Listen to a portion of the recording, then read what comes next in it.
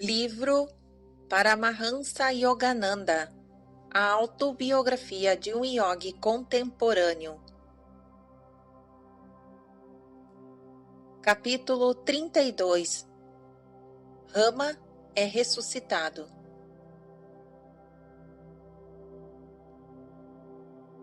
Achava-se então enfermo um homem chamado Lázaro. Ouvindo isto, Jesus disse: Esta enfermidade não é para a morte, mas para a glória de Deus, a fim de que o Filho de Deus seja glorificado por meio dela. Observação 248. Registrado em João 11, versículos 1 a 4. Continuação da narrativa. Sri Yukteswar explicava as escrituras cristãs em certa manhã de sol no terraço de seu eremitério em Sarampore. Além de outros discípulos do mestre, eu estava presente com um pequeno grupo de estudantes em Dhranchi. Nesta passagem, Jesus chama-se a si mesmo o Filho de Deus.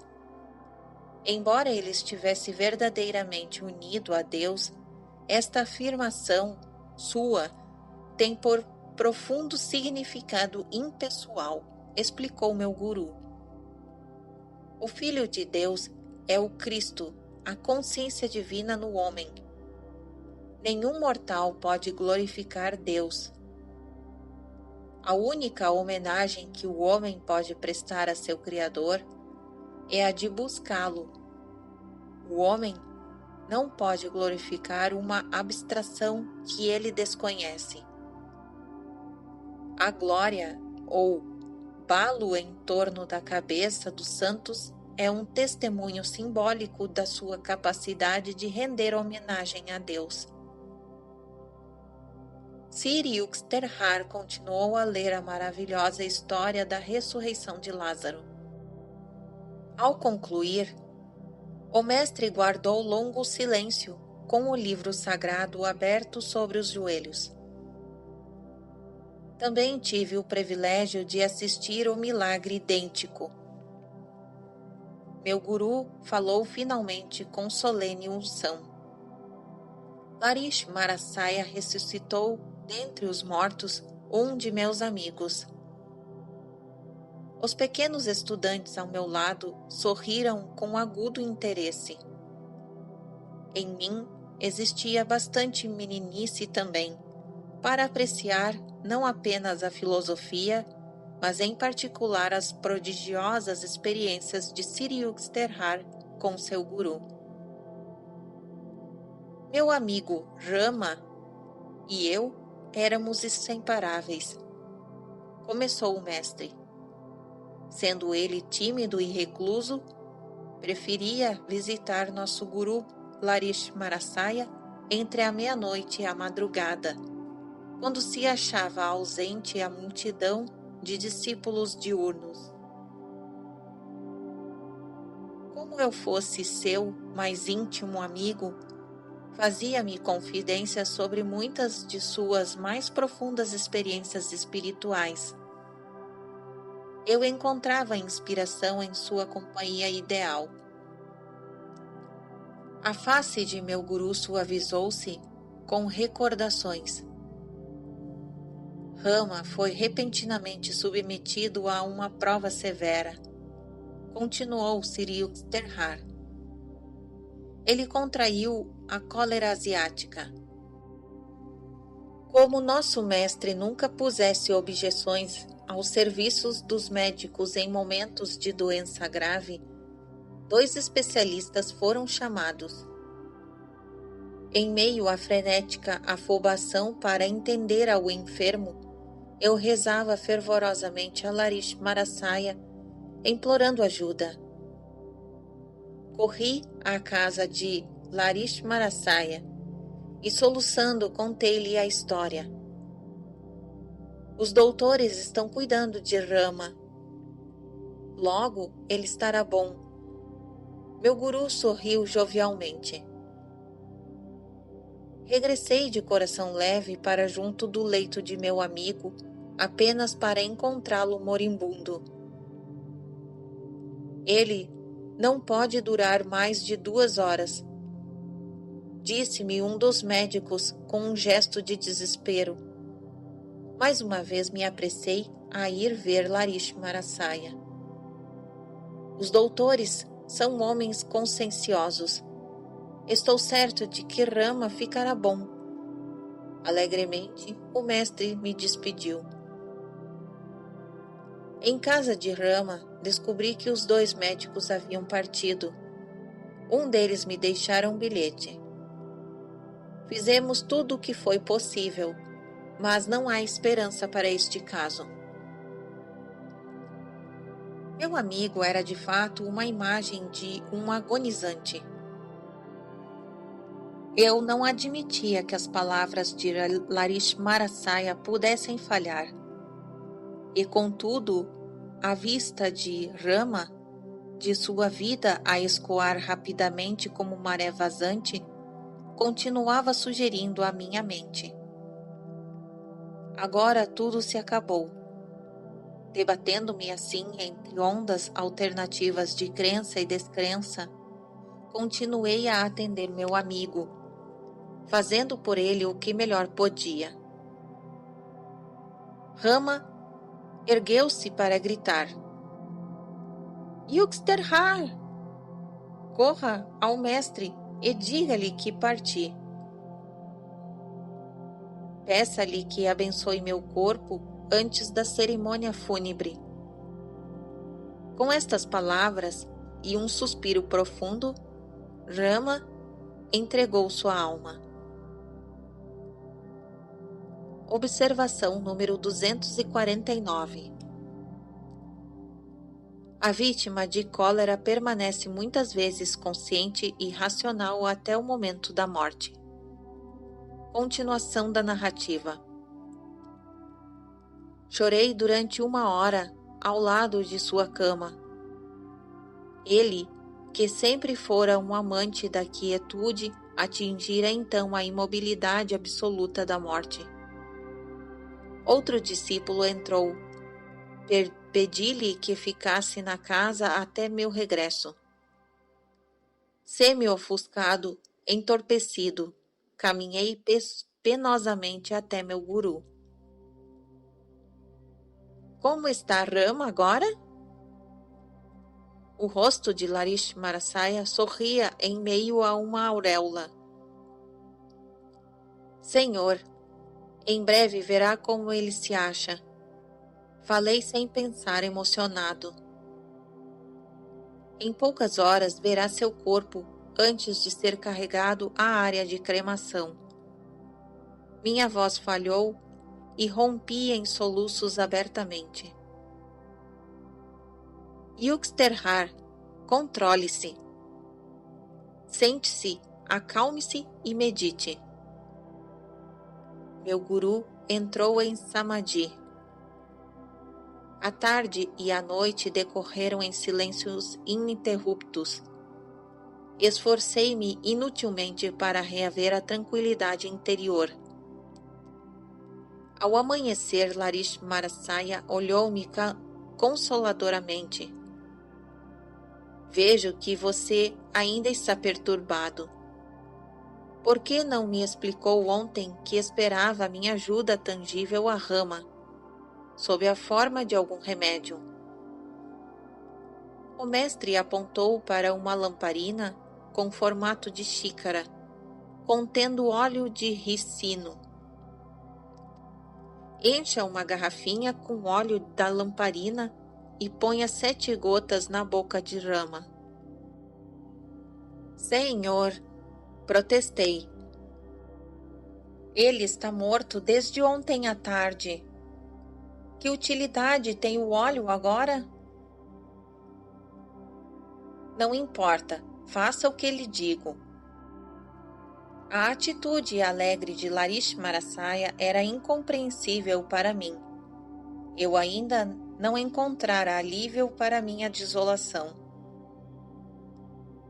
Depois de transferir a pequena porção de óleo para um frasco, parti para a casa de Rama. Encontrei rígido o corpo de meu amigo no abraço da morte. Sem dar atenção ao aspecto cadavérico, abri seus lábios com o indicador e a mão direita. Com a mão esquerda e o auxílio de uma rolha, verti o óleo gota a gota entre seus dentes cerrados. Quando a 7ª gota se tocou nos lábios frios, Rama estremeceu violentamente. Seus músculos vibravam da cabeça aos pés, enquanto ele se sentava espantado. Vi Larishmarasaya num esplendor de luz, gritou ele. Ele fulgurava como o sol. Levante-se, abandone o sono, ordenou-me ele. Venha com Siriuxterhar, venha me ver. Eu mal podia acreditar em meus olhos quando Rama se vestiu e se mostrou forte bastante para caminhar. Caminhou até a casa de nosso guru, depois daquela moléstia fatal. Ali ele se prostrou aos pés de Larishmarasaya com lágrimas de gratidão. O mestre transbordava de júbilo. Com um ar travesso, piscou um olho para mim. Yuxterhar, disse ele, doravante certamente você não deixará de levar consigo uma garrafa de óleo de ricino. Sempre que vir um cadáver, é só administrar o óleo, pois 7 gotas de óleo de lamparina devem aniquilar sem dúvida o poder de Yama. Observação 250. Yama significa o deus da morte. Continuação da narrativa. Guruji, em que ridículo o Senhor me coloca? Não entendo, por favor. Indique-me a natureza de meu erro. Eu lhe disse 2 vezes que Rama ficaria bom. Entretanto, você não acreditou inteiramente, explicou Larishmarasaya. Eu não quis dizer que os doutores seriam capazes de curá-lo, simplesmente disse que eles estavam cuidando dele. Nenhuma relação de causa e efeito havia entre minhas afirmações. Não quis interferir no trabalho dos médicos. Eles têm de viver também. Com voz vibrante de alegria, meu guru acrescentou: recorde, sempre que o inesgotável Paramatman pode curar qualquer um, com médico ou sem médico. Observação 251. Paramatman significa literalmente a alma suprema. Continuação da narrativa. Vejo meu erro. Reconheci com remorso. Sei, agora, que sua simples palavra está vinculada a todo o cosmo. Quando Siriuxterhar terminou a assombrosa história, um dos meninos de Ranchi arriscou uma pergunta que, partindo de uma criança, era duplamente compreensível. Senhor, disse ele, por que seu guru mandou óleo de ricino? Menino, o óleo não tinha significado especial. Percebendo que eu esperava algo de material, Larishmarasaya escolheu o óleo porque estava à mão como um símbolo objetivo para despertar maior fé em mim. O mestre permitiu que Rama morresse porque eu parcialmente duvidara. Mas o divino guru sabia que, tal como ele dissera, o discípulo ficaria bom. A cura deveria processar-se, mesmo que fosse preciso resgatar Rama da morte, doença geralmente irremediável.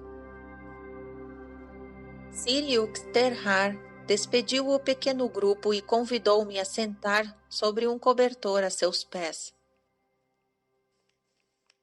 Yogananda, disse ele com singular gravidade, desde o nascimento você foi cercado por discípulos diretos de Larismarasaya. O grande mestre viveu sua vida sublime em reclusão parcial e recusou-se categoricamente a permitir que seus adeptos formassem qualquer organização fundamentada em seus ensinamentos. Fez, entretanto, esta predição significativa. Aproximadamente 50 anos após a minha morte, escrever-se-á um relato de minha vida, em virtude do grande interesse que pela yoga há de nascer no Ocidente. A mensagem da yoga circundará o globo, ajudará a estabelecer a fraternidade e a unidade dos homens, com base na percepção direta que terão do Pai único. Meu filho, Yogananda, continuou Sri Yukteswar, você deve executar sua parte na difusão dessa mensagem e no relato escrito dessa vida sagrada. Em 1945, 50 anos após a partida de Larismarasaya, ocorrida em 1895, completou-se o presente livro. Não posso deixar de admirar a consciência de que o ano de 1945 assinale também o início de uma nova era, a idade das revolucionárias energias atômicas. Todas as mentes pensadoras se voltam como jamais o fizeram antes, para os problemas urgentes da paz, da fraternidade, a menos que o uso bélico da energia nuclear faça desaparecer todos os homens, junto com os seus problemas. Ainda que as obras da raça humana desapareçam sem deixar vestígios, pela ação do tempo ou das bombas, o Sol não hesita em seu curso, as estrelas persistem em sua vigília invariável. A lei cósmica não pode ser suspensa ou alterada, e o homem faria bem pondo-se em harmonia com ela. Se o cosmos é contra a violência, se o Sol não faz guerra nos céus, mas retira-se em tempo oportuno para permitir às estrelas seu pequeno deslocamento, que serventia há em nosso punho armado? Virá dele alguma paz? Não há força brutal e cruel, mas a boa vontade que fortalece os tendões do universo.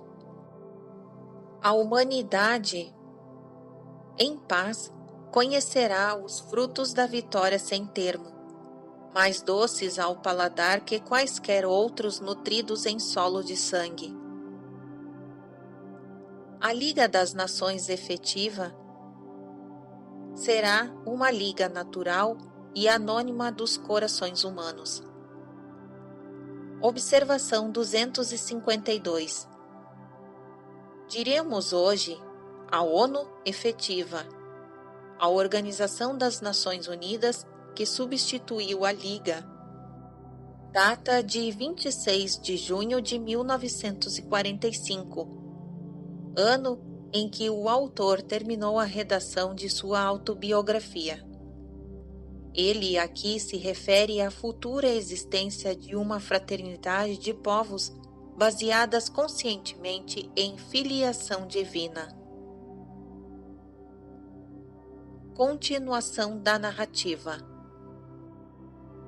Amplo auxílio mútuo e discernimento intuitivo necessários à cura dos infortúnios terrestres não derivam do meto exame intelectual das diferenças humanas, e sim do conhecimento da unidade profunda de todos os homens, de seu parentesco com Deus. Para atingir o supremo ideal do mundo, a paz através da fraternidade, possa a yoga, ciência da comunhão pessoal com a divindade, difundir-se com o tempo entre todos os homens em todas as terras.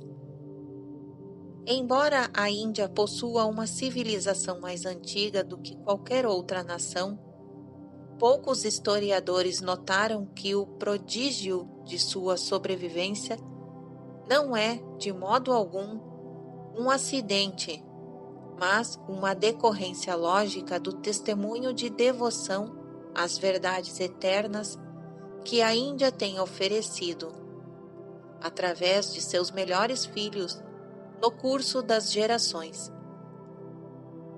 Por essa absoluta continuidade de ser, pela intransitividade perante as eras históricas, poderão os empoeirados eruditos dizer-nos quantas? A Índia deu a mais valiosa resposta de qualquer povo ao desafio do tempo. A narração bíblica da súplica de Abraão ao Senhor. Observação 253. Registrado em Gênesis 18, versículos 23 a 32. Continuação da narrativa. A narração bíblica da súplica de Abraão ao Senhor para que a cidade de Sodoma fosse poupada, se 10 homens justos pudessem ali ser encontrados, e a resposta divina foi: não a destruirei por amor aos 10. Ganha novo significado à luz da evasão da Índia ao esquecimento. Extintos se acham os impérios de nações poderosas, hábeis nas artes da guerra e que foram outrora contemporâneas da Índia. Egito, Babilônia, Grécia e Roma Antiga. A resposta do Senhor demonstra claramente que uma nação sobrevive não por suas conquistas materiais, e sim em virtude daqueles homens que são suas obras-primas. Sejam as palavras divinas novamente ouvidas neste século XX, 2 vezes tinto de sangue antes que lhe transcorresse a metade. Nenhuma nação capaz de produzir 10 homens, grandes aos olhos do juiz incorruptível, conhecerá a extinção. Dócil a essa persuasão, a Índia provou a si mesma não ser tola frente a milhares de astúcias do tempo. Mestres do supremo êxtase em todos os séculos santificaram seu solo.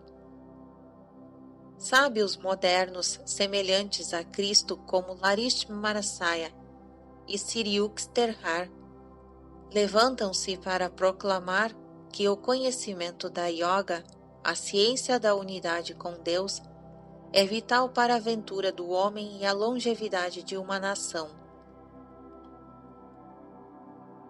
Sobre a vida de Larishmarasaya e sua doutrina universal, aparecem impressas até hoje informações muito escassas. Observação 254. Uma curta biografia em Bengali, Shyama Charan Larishmarasaya, escrita por Shyami Satyananda, apareceu em 1941. De suas páginas traduzi algumas passagens para este capítulo sobre Larishmarasaya.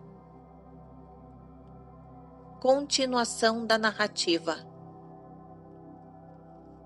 Durante 3 décadas, na Índia, América e Europa, encontrei sincero e profundo interesse por sua mensagem de yoga libertária. No Ocidente, onde as vidas dos grandes yogis modernos são pouco conhecidas, fazem-se necessária agora, conforme ele mesmo previu, uma biografia deste mestre. Larish Marasaya nasceu em 30 de setembro de 1828, numa piedosa família de brahmanes da antiga linhagem. Sua terra natal foi um vilarejo em Gurney, no distrito de Nadia, perto de Krishnaganar, em Bengala. Ele era filho único de Muktas Kashi, segunda esposa de Gaur Mohan Larish, homem que gozava de reputação e estima. A primeira mulher, após o nascimento de 3 filhos, morrera durante uma peregrinação. A segunda mãe de Larish faleceu quando este era menino. Pouca informação temos a respeito dela, exceto um fato revelador. Era ardente devota do Senhor Shiva, designado nas escrituras Rei dos Yogis. Observação 255. Um dos aspectos da Trindade Divina, Brahma, Vishnu, Shiva, cuja obra no universo é respectivamente a da criação, perseverança e dissolução e restauração. Pronuncia-se Shiva e às vezes Siva, representando na mitologia como o senhor dos renunciantes. Shiva aparece em visões a seus devotos sob vários aspectos, como Mahadeva, o asceta de cabelos trançados, e Nataraja, o bailarino cósmico. Para muitas mentes é difícil conceber Deus sob o aspecto de Shiva ou destruidor. Bustadanta, devoto de Shiva e autor do hino Mam Mastava, pergunta num queixume: por que tu criaste os mundos apenas para destruí-los? Seguem-se uma estrofe desse hino traduzida para o inglês por Arthur Avalon.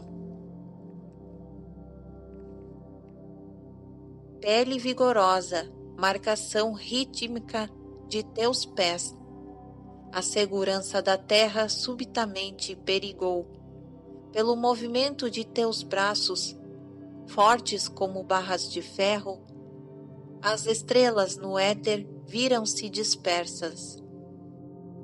Açoitados por teus cabelos soltos, os céus se transtornaram. Em verdade, tu dançastes bem. Mas perturbar o mundo a fim de salvá-lo, que mistério é esse? O antigo poeta conclui, porém, grande é a diferença entre minha mente, capaz de entender pouco e sujeita a sofrimentos, e tua glória imorredoura que ultrapassa todos os atributos. Fim da observação 255. Continuação da narrativa. O menino, cujo nome completo era Shaiwama Charan Larish, passou a primeira infância em seu lar ancestral em Gurney. Com a idade de 3 ou 4 anos, sentava-se frequentemente em posição yogi, debaixo das areias, seu corpo inteiramente oculto, menos a cabeça. A propriedade da família foi destruída no inverno de 1833, quando o vizinho rio Jalangi mudou de curso e desapareceu nas profundezas do Ganges. Um dos templos a Shiva fundado pelos Larish desapareceu no rio, junto com sua residência da família. Um devoto salvou a imagem de pedra de Senhor Shiva das águas turbilhonantes e colocou-a em novo templo, hoje muito conhecido como o lugar de Shiva em Gurni. Guar Mohan Larish e sua família abandonaram Gurni e passaram a residir em Benares, onde o pai imediatamente erigiu um templo a Shiva. Ele dirigia seu lar segundo a disciplina védica, observando regularmente cerimônias de culto, atos de caridade e estudo das escrituras.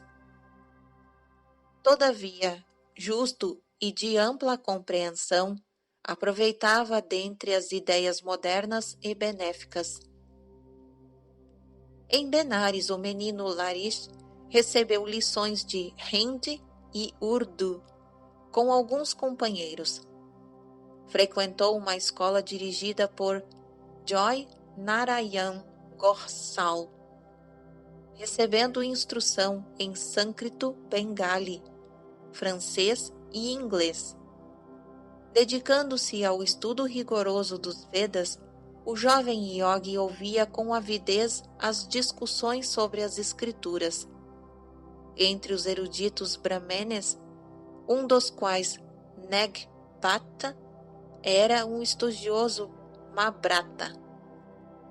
O adolescente Shawam Charan, por sua bondade, delicadeza e coragem, era querido de todos os seus companheiros. Com físico bem proporcionado, saudável e forte, sobressaiu em natação e em muitas outras proezas de habilidade manual. Em 1846, Shawam Charan Larish casou-se com Srimati Kashi, filha de Sri Debnarayan Singhal. Modelar esposa hindu, Kashimoni executava seus deveres domésticos alegremente e respeitava a tradicional obrigação de dona de casa, a de servir os hóspedes e os pobres. 2 filhos santos, Tinkouri e Dukouri, e 2 filhas, abençoaram a união. Aos 23 anos de idade, em 1851, Larish Marasaya assumiu o posto de contador do Departamento de Engenharia Militar do governo inglês. Recebeu muitas promoções durante seu tempo de serviço. Assim, não foi apenas um mestre aos olhos de Deus, mas também um homem de sucesso nesse mundo, no diminuto drama humano, onde desempenhou humilde papel como funcionário de repartição. Em épocas diferentes, o Departamento de Engenharia transferiu Larish Marasaya para pequenos escritórios em Ghazipur, Mirzapur, Nainital, Danapur e Benares. Após a morte do pai, o jovem assumiu inteira responsabilidade por todos os membros de sua família. Comprou-lhes uma casa em um subúrbio afastado de Benares, em Garadeswar, Mahula. Aos 33 anos, Larish Marasaya viu-se a cumprir o desígnio para o qual se reencarnara na Terra. Observação 256. O título religioso de Marasaya, em sânscrito, significa de mente vasta.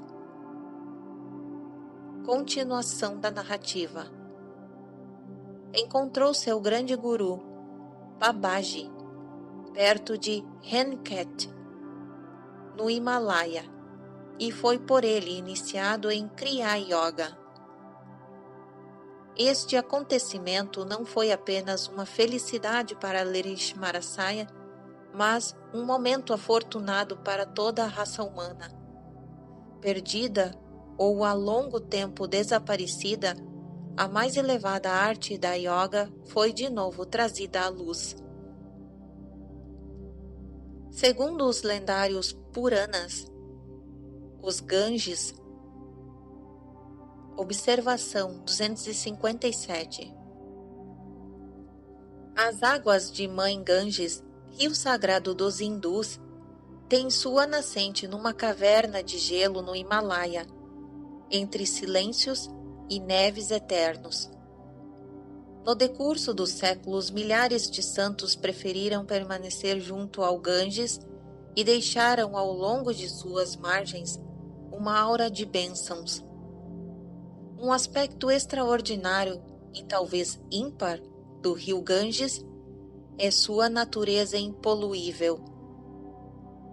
Nenhuma bactéria vive em sua esterilidade inalterável. Milhares de indianos usam suas águas sem perigo para beber e tomar banho. Este fato desconcerta os cientistas modernos. Um deles, o Dr. John Howard Northrop, co-laureado com o Prêmio Nobel de Química em 1946, disse recentemente: "Sabemos que o Ganges está seriamente contaminado. Apesar disso, os indianos bebem suas águas, nadam nelas e evidentemente não sofrem nenhum dano." E acrescentou esperançoso: "Talvez o bacteriófago, vírus que destrói as bactérias, esterilize o rio." Os Vedas inculcam reverência a todos os fenômenos naturais.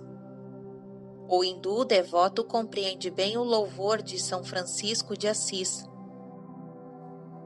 "Bendito sejas, meu Senhor, por nossa irmã água, tão útil e humilde, casta e preciosa." Fim da observação 257. Continuação da narrativa. Segundo os lendários Puranas, o Ganges baixa do céu à terra para oferecer um trago divino ao sedento devoto Bhagirath. Assim, também, em 1861, o rio celestial de Kriya Yoga começou a fluir das secretas fortalezas do Himalaia para as suas ressequidas moradas dos homens. Fim do capítulo 32.